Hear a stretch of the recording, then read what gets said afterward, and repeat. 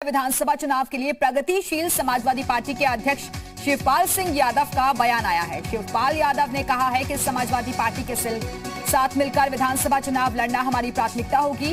इस दौरान शिवपाल यादव ने बीजेपी पर निशाना साधा और केंद्र राज्य सरकार को विफल करार दिया। उन्होंने कहा कि प्रदेश के हालात में सुधार के लिए बीजेपी का जाना जरूरी है। विधानसभा चुनाव किसी के समझौते से लड़ेगी या अकेले लड़ेगी? नहीं, अलायंस करेंगे।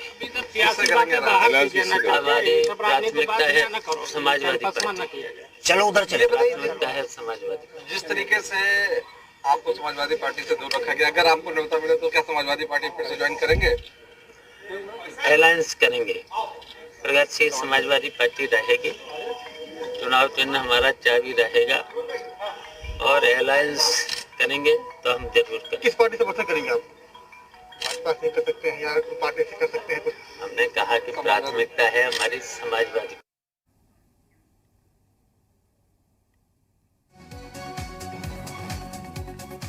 और इस वक्त हमारे साथ सुधाकर त्रिपाठी जी जुड़ गए हैं, प्रगतिशील समाजवादी पार्टी के। सुधाकर जी, आपसे जानना चाहूंगी, जिस तरीके से प्राथमिकता बता रहे हैं समाजवादी पार्टी के साथ शिवपाल यादव, क्या ये माने कि गिले शिकवे सब दूर हो गए?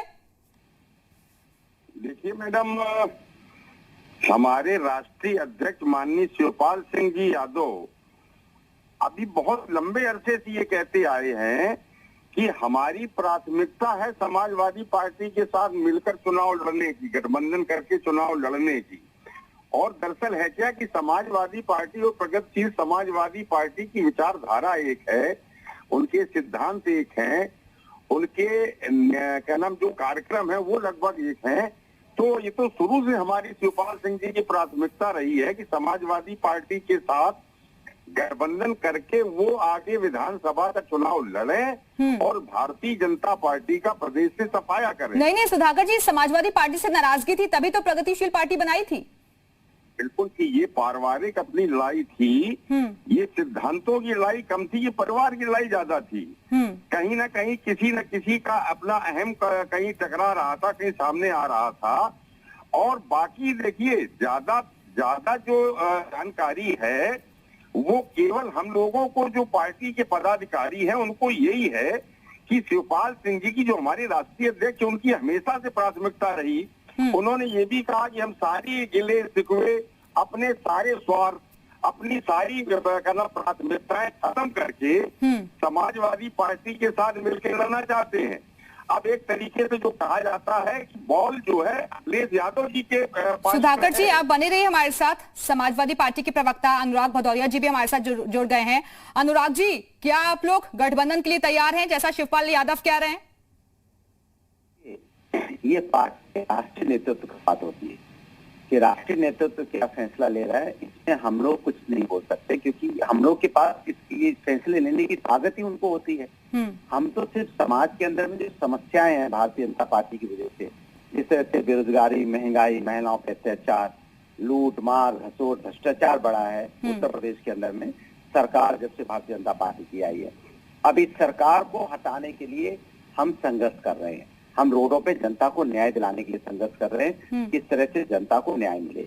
और जो बड़े फैसले होते हैं वो पार्टी नेतृत्व डिसाइड करता है, राष्ट्रीय नेतृत्व डिसाइड करता है, उस लेवल पे इसके डिसीजन होते हैं। नहीं अनुराग जी, ये नेतृत्व की तो लड़ाई थी, नेतृत्व की तो लड़ाई थी। देख, मेरी बात अभी भी आप नहीं समझे।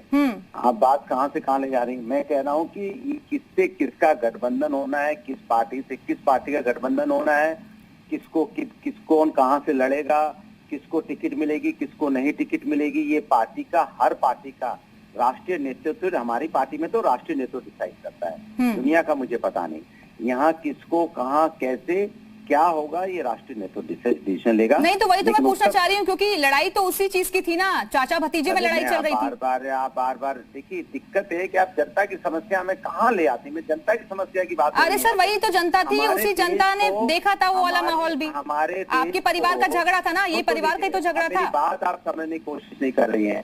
मैं कह रहा हूँ उत्तर प्रदेश के अंदर में हथरस जैसी घटना हो रही है, वो चिंता का विषय है। आतंक की जैसी घटना हो रही है, वो चिंता का विषय है। चिंता का विषय ये है कि वो नाव में बच्ची के साथ अन्याय हुआ। का विषय है कि चिन्मय स्वामी जी के साथ जो उन्होंने छूट किया, उनको चिंता का विषय है कि बलिया में दिन दहाड़े भारतीय जनता पार्टी का सपोर्ट गोली मार की हत्या कर देता है। उत्तर प्रदेश के अंदर में लूट मार बलात्कार बढ़ा है। उत्तर प्रदेश की जनता के अंदर में परेशानियां बढ़ी। उत्तर प्रदेश की जनता सिक्योर फील कर रही है। नहीं, और चिंता का विषय ये नहीं है कि कैसे वो एकता दोबारा दिखाएंगे। अनुराग जी, चिंता का विषय ये नहीं है कि वो दोबारा एकता कैसे दिखाएंगे। चिंता का विषय यह है कि उत्तर प्रदेश के अंदर में जब से भारतीय जनता पार्टी की सरकार आई है, उत्तर प्रदेश में त्राही मचा हुआ है। अपराध चरम सीमा पे है।